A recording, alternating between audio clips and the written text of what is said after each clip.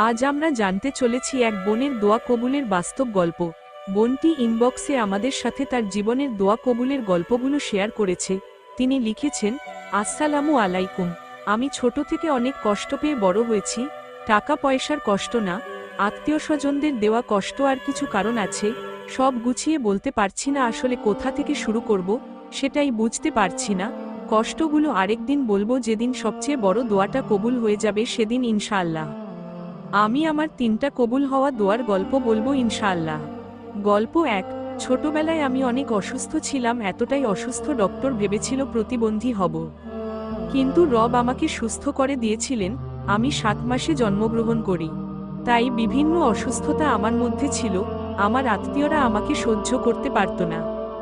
বাবার বাড়ির লোকও না, আর মার বাড়ির লোকরাও না। আমার মা পড়ালেখা জানতেন না, আমার বাবা প্রবাসী।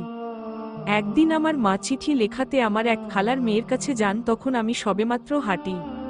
তখন আমার খালা আমার মাকে বলেছিল, তোর মেয়ে কখনো পড়ালেখা জানবে না, মানে মূর্খ হব, এমনটা বুঝাইছে ওনার কথায়। আমার মা কিছু না বলে চুপচাপ চলে আসে। আমার বয়স যখন 9 বছর তখন কুরআন পড়া শিখি। কুরআন প্রথমবার সম্পূর্ণ পড়ি, যেটা খতম বলে আর কি। বাসায় আসি, আমার মা আমার মুখের দিকে তাকিয়ে তখন এই কথাটা বলে যে, খালা একদিন এই কথা বলেছিল। আমার খুব খারাপ লাগে। ছোট হলেও কথাটার ওজন একটু হলেও বুঝতে পারছিলাম। এভাবে চলতে থাকলো দিন। আমার উপর একের পর এক সমস্যা আসতে থাকলো। ছোট থেকে মোটামুটি নামাজ পড়তাম। আমি ক্লাস 6 থেকে বোরকা পড়া শুরু করি, কিন্তু পরিপূর্ণ পর্দা ক্লাস 10-এ উঠে করি। 2022-এ আমি এসএসসি পরীক্ষা দেই। তখন আমার গণিত পরীক্ষা খারাপ হয় অনেক। 5টা সৃজনশীল লিখতে হবে, সেখানে 2টা সৃজনশীল লিখে আসি। আর এমসিকিউ 5টা হলে পাস, সেখানে আমার মাত্র 3টা হয়। গণিত পরীক্ষার প্রশ্ন কঠিন হয়েছিল।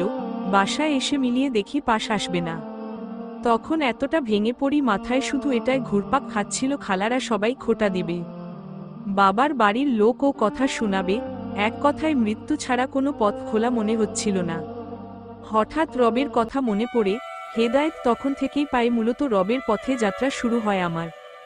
আলহামদুলিল্লাহ, আল্লাহর কাছে কাকুতি মিনতি করে নিজের সম্মান ভিক্ষা চাইতে লাগলাম। এতটা কষ্ট হচ্ছিল, মাঝে মাঝে আড়ালে মায়ের মুখের দিকে তাকাতাম। আমার ফেল, আসলে আমাকে কথা শুনতে হবে সেটা তো আছেই, কিন্তু আমার মাকেও অপমানিত হতে হবে, এটা ভেবে মাথা কাজ করত না। মন থেকে দোয়াও করতাম।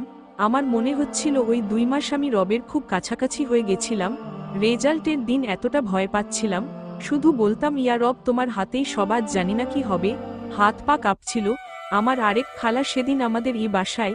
হঠাৎ স্যারের ফোন, আমি পাশ করেছি, যেখানে ফেল আসার কথা সেখানে এ গ্রেড পেয়ে পাশ করি। আলহামদুলিল্লাহ। সিজদায় অশ্রু জড়িয়ে রবের শুকরিয়া আদায় করলাম। প্রথম গল্পটি এখানেই শেষ। আলহামদুলিল্লাহ, আল্লাহ চাইলে কি না পারেন। যেখানে ওনার ফেল আসার কথা ছিল সেখানে এ গ্রেড পেয়ে পাশ করেছেন। আল্লাহর কাছে কোনো কিছুই অসম্ভব না। ভিডিওটি বড় হয়ে যাচ্ছে বলে আর 2টা দোয়া কবুলের গল্প আলাদা ভিডিওতে দিয়ে দিব। ভিডিওর লিংক কমেন্টে আর ডেসক্রিপশন বক্সে দিয়ে দিব, ওখান থেকে দেখে নেবেন ইনশাআল্লাহ। আপনাদের দোয়া কবুলের গল্প শেয়ার করতে চাইলে আমাদের ইমেইল করুন। চ্যানেলে শেয়ার করা হবে যাতে অন্যরা দোয়া করার জন্য উৎসাহ পায়।